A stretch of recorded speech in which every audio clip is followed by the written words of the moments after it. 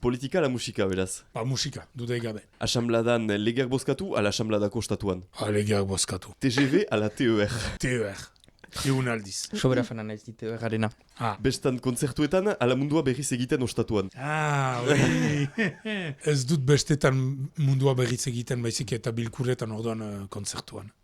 Bai, hori bai. Diputatu ala erriko kontseilari? Ez da gauza berdina. Diputatu ala ere. Publiko ala pribatu? Publiko. Gitarran, Gibson ala Fender?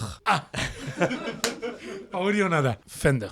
Me Fender eta Gibson dira... Markak. Bai. Ze uste zenuen zela? Gibson bat, akorde bat, beti ateratzen da. Fender batekin ez, eta merezi behar da Fender batekin jotzen. Iluma ala izate? Izaterekin eraikin eiz pertsona gisa. Ilumarekin bizkilaguna gira, baina izate nire parte bat da. Kalimotxo ala Garagardo?